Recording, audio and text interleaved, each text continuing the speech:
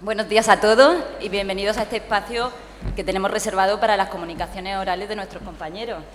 Estamos muy contentos porque es el trabajo de cada uno de nosotros de distintos sitios de España y van a compartirlo con nosotros. Empezamos con Carolina González, que nos habla de la experiencia en la formación de las 7 matronas.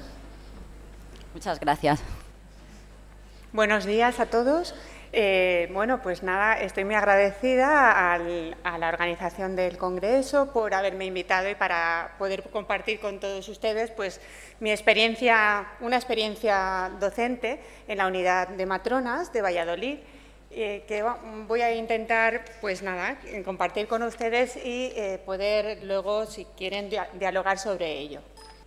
En primer lugar, pues nada, quería explicarles sobre o hablarles sobre la metodología que hemos empleado en la unidad docente, que es el aprendizaje basado en problemas. ¿Qué es el aprendizaje basado en problemas? Pues es una nueva manera de concebir la educación. Como saben, estamos ahora en el proceso de Bolonia, intentando, trabajar por competencias en vez de solamente con conocimientos, y es importante utilizar metodologías activas.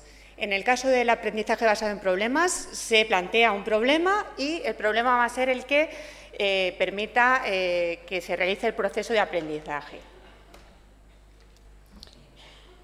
También intentamos que los alumnos, las alumnas, utilicen el mismo razonamiento que van a utilizar durante su ejercicio profesional futuro.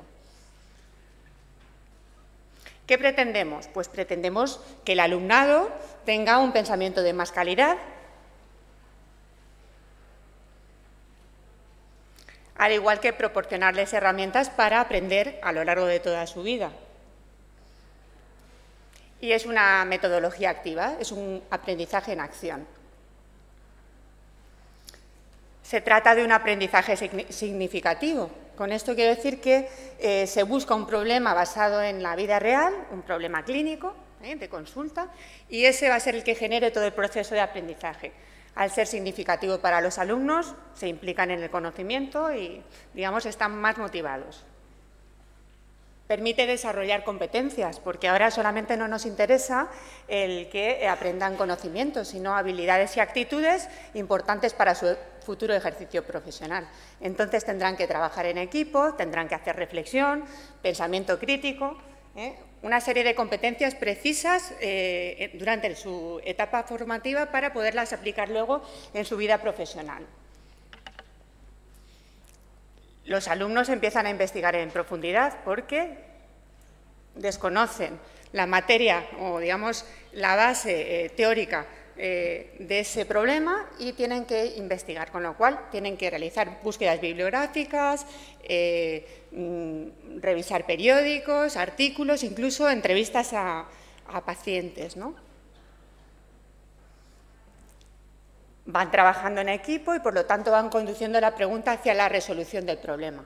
El profesor o el tutor lo que pretende no es que resuelvan el problema, porque son problemas abiertos que tienen múltiples soluciones, sino que vayan trabajando las competencias y vayan desarrollando estas competencias. Tienen que reflexionar, trabajar en grupo y trabajar de forma autónoma, por lo tanto, tienen que revisar y sintetizar aquello que han buscado. Debido a la sociedad de la información, encuentran muchísima bibliografía y tienen que sintetizarla. Los roles cambian. El profesor ya no es profesor, sino que es un tutor que guía el aprendizaje y que acompaña al estudiante resolviendo el problema o intentando dirigirle, y además hace retroalimentación, es decir, observa e intenta corregir y evaluar de forma continua. Y los alumnos lo que hacen es que dirigen su propio proceso de aprendizaje. Por lo tanto, se trata de una metodología activa. A diferencia del aprendizaje tradicional, que es lineal, vemos ahí que es lineal, el aprendizaje basado en problemas va a ser circular. ¿Qué ocurre en la metodología tradicional, en lo que estamos acostumbrados a digamos, a exponer, pues se exponen los contenidos, se aprenden los contenidos y se memorizan y luego se intenta resolver el problema. Sin embargo, con esta metodología, el problema va a ser el que va a dirigir todo el proceso de aprendizaje. Los alumnos, las alumnas, van a buscar los objetivos de aprendizaje y van a intentar resolver el problema, incluso a veces surgen nuevos problemas. Por lo tanto, es cíclico, no es cerrado. A diferencia de pues el enfoque expositivo tradicional, recordemos la tasa de retención. Veremos que con un aprendizaje constructivista la tasa de retención va a ser mucho mayor. Con la lección se retiene un 5%, leyendo ya un 10%, aumenta la tasa de retención. Con el audiovisual un 20%, utilizando la metodología con demostraciones prácticas un 30%, con un grupo de discusión un 50%, ya vamos ampliando, practicando un 75%, y enseñando a otros, incluso usando inmediatamente los contenidos o la materia estudiada, un 80%. Esta metodología que se propone o en la que hemos centrado la investigación es el aprendizaje basado en problemas, se basa en una metodología de educación con enfoque constructivista y va a ser muy importante el grupo de discusión. Los objetivos del estudio que se realizó en la Unidad Docente de Matronas de Valladolid fueron realizar una intervención educativa utilizando esta metodología y detectar las ventajas y los inconvenientes de la misma. Se implementó esta metodología en la Unidad Docente de Matronas de Valladolid. Las aulas están ubicadas en el Hospital de Río Ortega. Realmente contamos con buenos recursos porque tenemos aulas docentes y además una biblioteca justo al lado, donde pueden consultar bibliografía. La formación de las matronas, este estudio intenta implementar la metodología o intentó implementar esta metodología durante las clases teóricas. Ya sabemos todos que para ser matrona es necesario ser grado en enfermería o diplomado en enfermería, aprobar el examen EIR y realizar nuestra formación durante 2 años. Entonces, se centró este estudio en la formación teórica de las matronas, concretamente en la materia de sexualidad. Se trató de un estudio descriptivo y de intervención dentro del paradigma de la investigación cualitativa y se empleó la metodología investigación-acción y análisis crítico. Investigación-acción porque el profesor es investigador, está dentro del propio proceso de investigación. La intervención se hizo con las alumnas de segundo curso de EIR durante 2 meses. El grupo de alumnas, como saben, son grupos pequeños, 10 alumnas y una tutora. Dentro de la muestra es un muestreo incidental. Se subdividieron o se dividieron en subgrupos para plantear 2 problemas. Un problema era sobre sexualidad de la vejez y otro sexualidad y discapacidad. Con lo cual, cada grupo estaba formado por 5 alumnas. Alternaron aprendizaje autónomo y aprendizaje grupal, como lo he dicho antes, independiente y en grupo. Y la evaluación, digamos como novedad, es que la evaluación entra dentro del propio proceso de aprendizaje, porque van a evaluarse a sí mismas y van a evaluar a las compañeras de grupo y además a la tutora. Los instrumentos utilizados fueron observación, se observaron las tutorías, análisis de contenido de los mensajes de correo electrónicos de tutoría y además se analizó el contenido de los trabajos escritos entregados al final. Hicieron una presentación oral, con lo cual las habilidades comunicativas también se trabajan, tanto orales como escritas. Evaluaron a las compañeras, como he dicho anteriormente, y evaluaron a la tutora. Para esto se buscó una escala, la escala del Instituto Tecnológico de Monterrey del 99, con unas preguntas muy sencillas, y es una escala tipo Likert, de 1 a 4, estando totalmente de acuerdo hasta totalmente en desacuerdo. Los resultados fueron de la observación y del análisis de contenidos. Resistencia inicial al cambio. Lógicamente no estamos acostumbrados a utilizar metodologías activas. Es más fácil que el profesor nos exponga los contenidos que salir en busca del conocimiento. Por lo tanto, hubo una resistencia inicial al cambio, pero luego llegamos a un consenso y los grupos de trabajo participaron y fueron muy activos. Se cambiaron los roles, la profesora ya no era profesora, sino que el rol era de tutor, de guiar y acompañar, y los alumnos tenían que utilizar metodologías activas buscando el conocimiento ellas mismas. Esto ha permitido mejorar las habilidades comunicativas. Bien, evaluando el trabajo escrito, entregaron unos trabajos que me sorprendieron, la verdad, muy bien hechos. Estudiaron profundamente la materia, buscaron muchísima bibliografía, incluso entrevistaron a un discapacitado, hablando de sexualidad y discapacidad, sintetizaron, hicieron reflexión y pensamiento crítico, que era de lo que se trataba. Cuando se analizaron las respuestas de los cuestionarios de evaluación a sus propias compañeras y autoevaluación, vimos que todas las respuestas fueron totalmente de acuerdo y estar de acuerdo con los ítems planteados. Entonces, como conclusión, piensan que sus compañeras de grupo se han implicado y han cumplido los objetivos. Por lo tanto, se han desarrollado las competencias y tuvieron una alta motivación por el aprendizaje.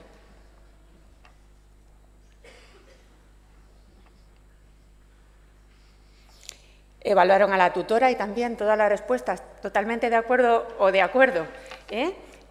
Se ladeaban hacia un lado y esto demostraba que la tutora había cambiado el rol según la visión de las alumnas.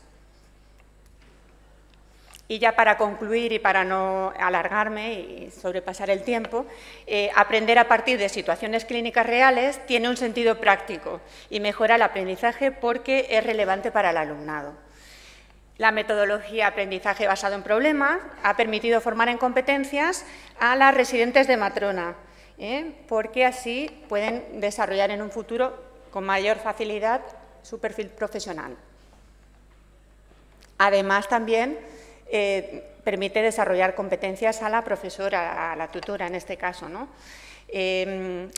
Incrementa el desarrollo y mejora continua de las competencias del docente y, como desventaja, coincidiendo todas las componentes del trabajo y del estudio, fue el tiempo. Conlleva más tiempo aprender con esta metodología. Se propone emplear esta metodología en más unidades docentes de matrona, que quizás en algunas ya la están empleando, porque es una metodología que se está extendiendo, sobre todo en facultades de medicina, en escuelas de enfermería y para profesionales sanitarios, pero también en otras carreras, y ya se lleva utilizando desde hace más de 40 años en Canadá y en Estados Unidos. Implicar al profesorado y a los discentes con esta nueva forma de aprender que motiva tanto a los alumnos como al docente, es ideal para profesiones sanitarias, como comentaba antes. Y el último objetivo en la educación es formar un profesional en determinado campo capaz de aprender con autonomía. Realmente ese es nuestro fin último y el aprendizaje para toda la vida y ser autónomos en nuestra formación continuada es uno de los objetivos fundamentales. Muchas gracias. Muchas gracias. Muchas gracias, Carolina. Pasamos a Aurora con violencia de género. Bueno, buenos días. Bueno, como ya me ha presentado María, muchas gracias. Yo soy Aurora, residente de matrona en el Hospital Clínico de Valladolid. Pertenezco a la unidad docente de Valladolid, donde trabaja Carolina. Y bueno, mi comunicación lleva por título Violencia de género y embarazo. Es una revisión bibliográfica de los últimos 10 años acerca del tema. Antes de comenzar, me gustaría dar las gracias a Scalema y a su comité científico por haber aceptado mi trabajo y a la unidad docente de matronas por el apoyo que me ha ofrecido. Bueno, para comenzar, los objetivos que me propuse a la hora de elaborarla han sido el valorar los factores que determinan que la violencia de género tenga especial incidencia durante la gestación, así como sensibilizar a las matronas de la importancia de la detección precoz de embarazadas que son víctimas de este tipo de violencia. Bueno, la ONU definía en 1993, en su Declaración sobre la Eliminación de la Violencia contra la Mujer, la violencia de género como todo acto de violencia basado en la pertenencia al sexo femenino que tenga o pueda tener como resultado un daño o sufrimiento físico, sexual o psicológico o emocional para la mujer, así como las amenazas de tales actos, la coacción o la privación arbitraria de la libertad, tanto si se produce en la vida pública como en la vida privada. Vemos con ello que la definición abarca un amplio campo. La determinó como la primera causa de muerte o invalidez crónica entre las mujeres en edad fértil, entre 15 y 44 años de edad.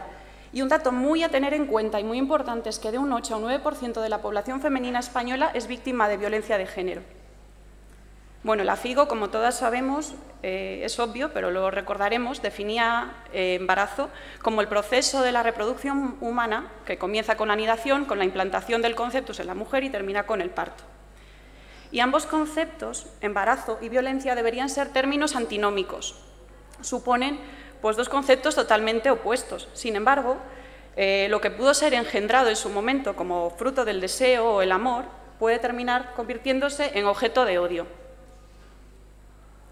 Los CDC de Estados Unidos definen la violencia durante el embarazo como la violencia o amenazas de violencia física, sexual o psicológica emocional ocasionadas a la mujer gestante. Esta violencia de género encuentra su causa más básica en las desigualdades entre sexos. Este desequilibrio de poder justifica los roles que se ascriben a hombres y mujeres en función de su género. Esto es una discriminación que en muchos casos existe desde el nacimiento y muy difícil de erradicar. Esto condiciona el papel que la mujer tiene en la sociedad, la importancia que se da a su rol y los trabajos que ella realiza, tanto en la vida pública, en la esfera pública, como en la esfera privada. Continuamos, decíamos que la violencia de género pretende sobre todo ejercer poder y control sobre la víctima. Sobre este fenómeno influyen diferentes factores y muy variados, desde personales, socioculturales y situacionales, pero pasando siempre, y teniendo como base las desigualdades de género.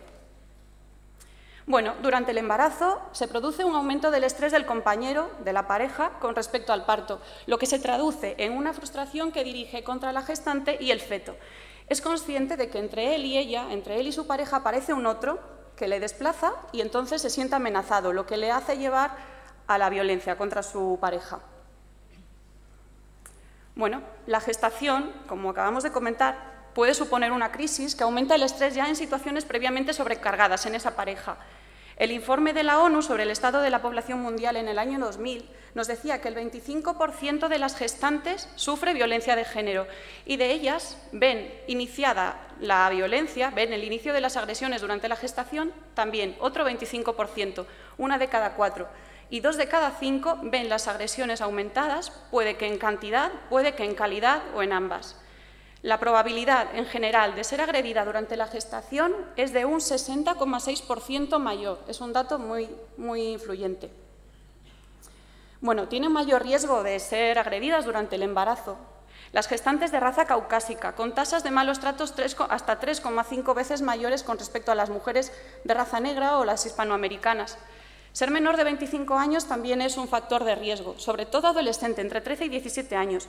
Aquí debemos hacer hincapié en que estos embarazos ya pueden ser previamente fruto, desde su inicio, de una violación, es decir, de una agresión sexual, o bien de que la mujer no haya podido utilizar previamente anticonceptivos, porque su pareja no se lo haya permitido.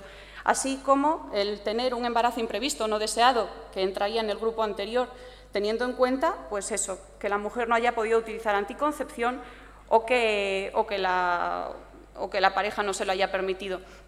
En estos casos, las tasas de malos tratos se pueden incrementar hasta 4 veces más en casos de embarazos no deseados. El consumo de tóxicos influye desde el punto de vista de que la gestante, normalmente estas gestantes maltratadas, suelen consumir alcohol, tabaco ya previamente antes de la gestación u otros tóxicos y en lugar de disminuir el consumo durante el embarazo, lo incrementan.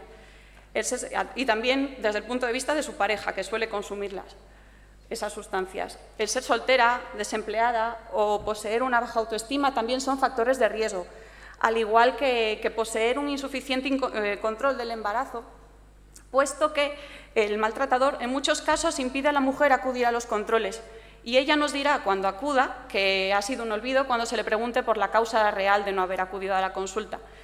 El tener un mayor riesgo de enfermedades y infecciones de transmisión sexual también tiene mucho peso, sobre todo las mujeres seropositivas por VIH. Tiene mayor riesgo de maltrato durante la gestación. El tener un bajo nivel cultural, socioeconómico, también es muy importante porque tiene una mala integración social con unos estereotipos de género muy marcados, así como un apoyo social deficiente. Todas estas características no son muy diferentes, como veis, del maltrato en general. Sin embargo, tal vez se detecten más porque son mujeres que acuden con mayor frecuencia a la consulta y a los servicios sanitarios y sociales en general. Bien, el modelo de maltrato físico cambia durante la gestación. De lesiones en la cabeza, el cuello y la cara, que son las zonas más lesionadas normalmente cuando una mujer no está embarazada, a lesiones en zonas típicamente femeninas, como son el abdomen gestante, las mamas o los genitales, con complicaciones graves y potencialmente letales, como todas conocemos, contusiones, fisuras, fracturas y roturas viscerales, esplénica, hepática o incluso uterina, con el riesgo que ello conlleva. Bien, la patología obstétrica tiene mucha relación, en muchos casos, con el estrés que la mujer genera durante la gestación, siendo maltratada. Pero también puede tener relación, por supuesto, con las lesiones directas ocasionadas por la pareja, por la violencia. Durante la etapa preconcepcional destacamos una mayor tasa de embarazos no deseados, de dolor pélvico crónico, de infecciones y enfermedades de transmisión sexual e infecciones del tracto urinario. Durante los primeros meses de gestación se observa un retraso en el control del embarazo, consumo de tóxicos, como hemos dicho, estrés, ansiedad o depresión, deficiente aumento de peso, ante lo que debemos estar atentas, una mala alimentación, que la mujer acceda de forma muy esporádica a la atención prenatal o bien que hiperfrecuente en los centros sanitarios, incluso con hospitalizaciones frecuentes, amenazas de aborto, abortos de repetición ocasionados directamente por la violencia ejercida o bien forzados voluntariamente por la pareja, interrupciones voluntarias del embarazo, anemia, coriamnionitis, metrorragias, desprendimiento prematuro de placenta, amenaza de parto prematuro, parto pretérmino, disfunciones sexuales, vaginismo, dispareunia, deseo sexual totalmente inhibido, como es lógico, incluso percepción disminuida de los movimientos fetales debido al miedo que la mujer tiene a que el feto esté dañado después de una agresión, puesto que el abdomen es el blanco frecuente del ataque, y una pérdida de interés por su salud y la del feto o recién nacido, una vez que ya ha nacido. Y como complicaciones pediátricas podemos destacar las magulladuras e incluso la muerte fetal intraútero, prematuridad, CIR, bajo peso al nacer, ingresos del recién nacido, mayor riesgo de muerte antes de los 5 años de edad, con mayor incidencia durante el primer año de vida, comportamientos violentos durante infancia y adolescencia, debido a que, a que el niño ha sido testigo ya de la violencia desde el nacimiento, incluso intraútero, abuso de tóxicos, mal rendimiento escolar o relaciones sexuales de riesgo una vez que las inicia.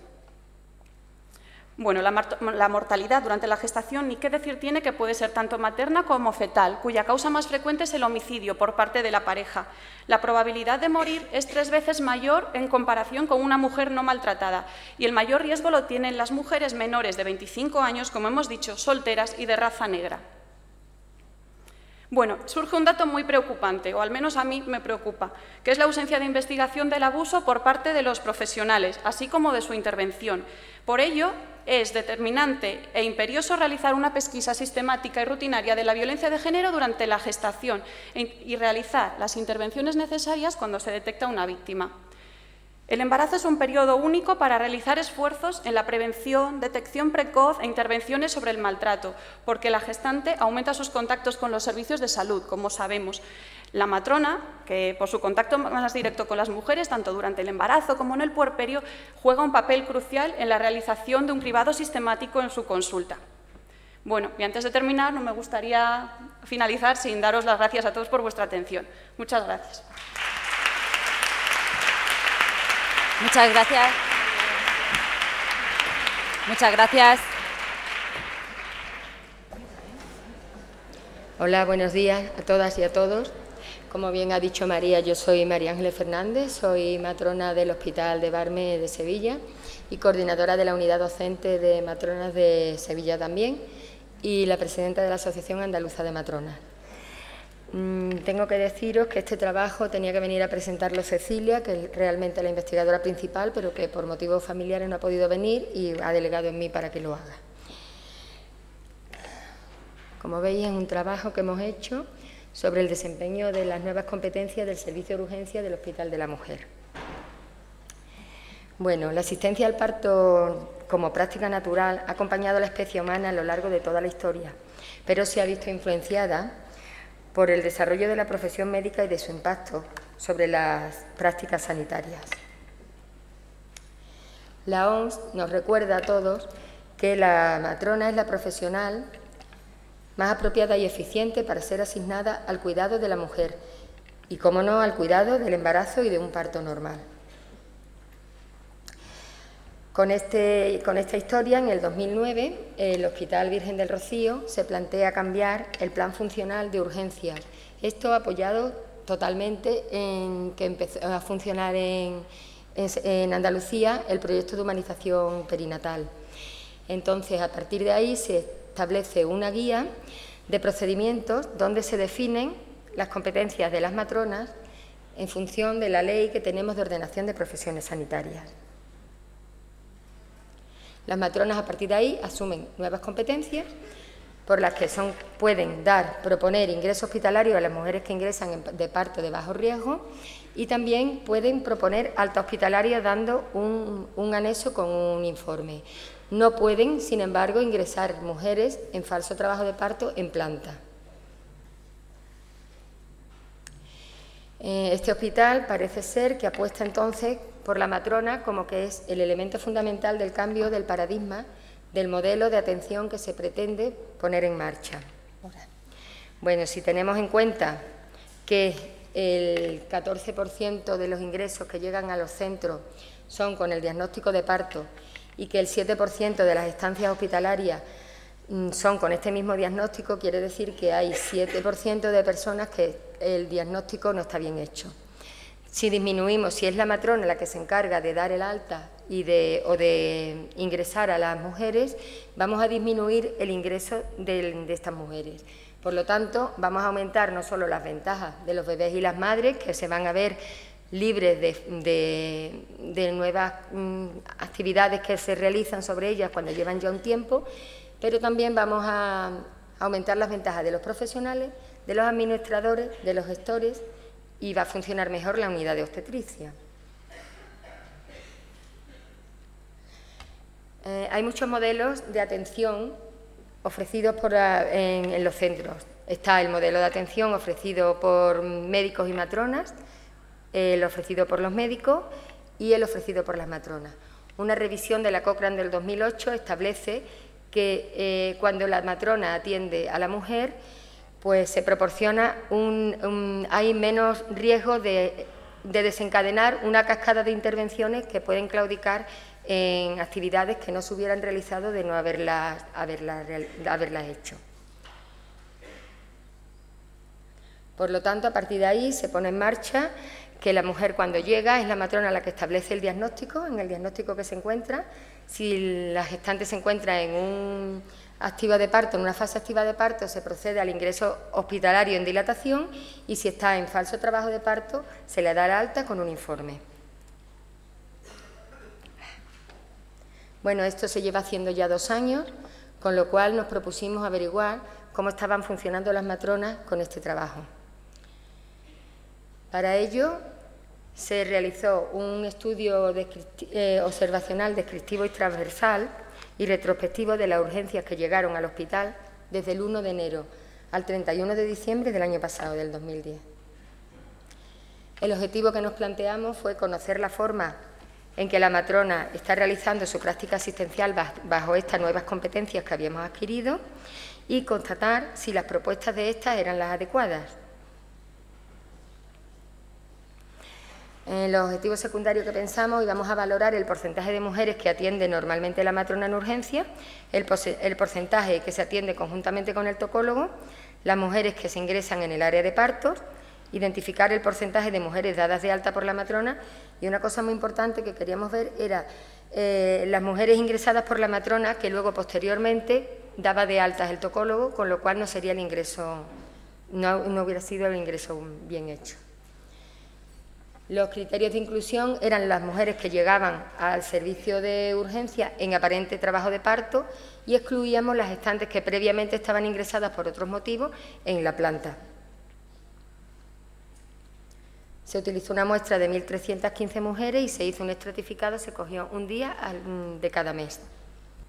Las variables que atendimos eran las mujeres que eran atendidas solas por la matrona, las que atendía el tocólogo y la matrona, las que atendía el tocólogo, las que ingresábamos en el área de dilatación y luego o las que eran dadas de alta por la matrona y también las ingresadas por la matrona y dadas de alta a su domicilio o derivadas por el tocólogo a planta. El análisis estadístico se hizo en una frecuencia relativa y absoluta de porcentaje con ese paquete estadístico, el IBM-SPS. Y estos son los resultados. El tocólogo solo atendió el 55,89% de las urgencias, teniendo en cuenta que atendía también a las urgencias ginecológicas. La matrona sola atendía el 23,57% y ambos el 20,53%. La matrona atendió el total de gestantes de bajo riesgo que llegó al hospital y colaboró con el tocólogo en todas las demás. De las gestantes valoradas por la matrona, el 40% se les propuso alta a domicilio porque llegaban en falso trabajo de parto y el 59% se propuso su ingreso.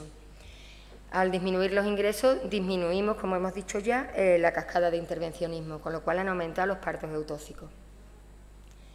De las pacientes que ingresaron la matrona, no se produjo ningún alta a domicilio, con lo cual se han hecho algunas comparaciones con algunos estudios y se ha visto que estamos dentro del rango que cuando atende la matrona los partos y se ingresan es que verdaderamente es una fase activa de parto. Solamente el 8,2% fueron derivadas a planta, pero parieron al día siguiente. Este estudio evidentemente tiene unas limitaciones, no se han estudiado algunas variables que podían influir, como son las que ingresadas posteriormente necesitaron oxitocina para acelerar el parto, y también las que tampoco se vio la duración exacta de la fase activa de parto. Tampoco hemos comprobado los efectos adversos a las posibles altas, es decir, mujeres que han llegado en una fase muy avanzada de dilatación incluso han parido en domicilio. Por lo tanto, hay unos campos abiertos a nuevas investigaciones.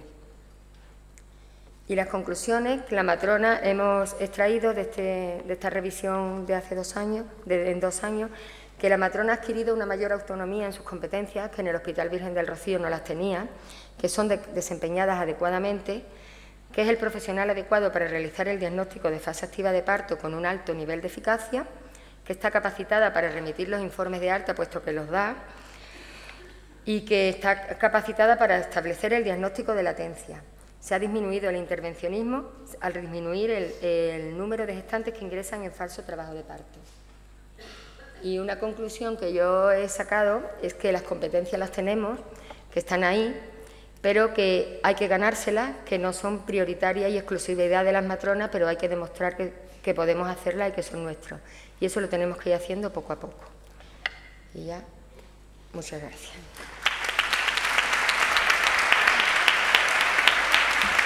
Gracias. Gracias, María Ángeles.